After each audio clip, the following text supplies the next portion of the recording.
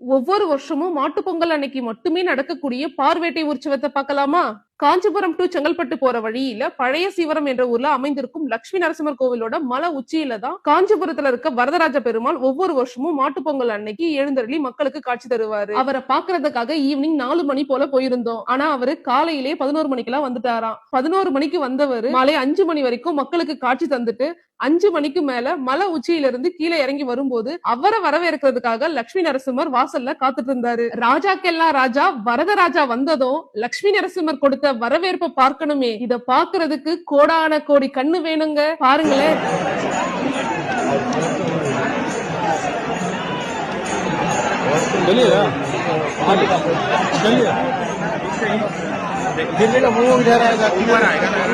பாத்தீங்களா காஞ்சி வரதராஜரையும் பழைய சீவரம் லட்சுமி நரசிம்மரையும். இருங்க இருங்க மேல தள்ளிடாதீங்க, இதுக்கப்புறம் தான் முக்கியமான பார்வேட்டை உற்சவமே நடக்க போகுது. பாக்கலாமா? காஞ்சி வரதராஜ பெருமாளும் லட்சுமி நரசிம்மரும் பழைய சீவரம் கோவில்ல இருந்து கிளம்பி மேலத்தாளம் முழங்க ஆரவாரத்துடன் திருமுக்குடல் அப்பன் வெங்கடேச பெருமாள் கோவிலுக்கு பாலாற்றை கடந்து போனாங்க. இவங்க 2 பேரையும் வரவேற்கிறதுக்காக திருமுக்குடல் பெருமாள், சாலவாக்கம் பெருமாள், காவந்தாண்டலம் பெருமாள், இந்த 3 ஊர் பெருமாள்களும் திருமுக்குடல் அப்பன் வெங்கடேச பெருமாள் கோவிலோட வாசல்ல காத்துட்டு இருந்தாங்க. இவங்க 2 பேரும் வந்ததும் இந்த 3 ஊர் பெருமாள்களும் வரவேற்பு கொடுத்த விதத்தை பார்க்கணுமே, அப்பப்பா உடம்பெல்லாம் மெய் சிலிர்த்து போச்சுங்க. மக்கள் எல்லாருமே விசிலடிச்சு கைத்தட்டி கோவிந்தா கோவிந்தா வரதராஜ பெருமாளேன்னு கோஷமிட்டாங்க. ஒரே கூஸ் பம்ப்ஸ் தாங்க. 5 ஊர் பெருமாள்களும் திருமுக்குடல் கோவிலுக்குள்ள வந்து அவங்களுக்கான மண்டபத்துக்குள்ள அமர்ந்துட்டாங்க. 5 ஊர் பெருமாள்களையும் ஒன் பை ஒன்னா பார்க்கலாமா?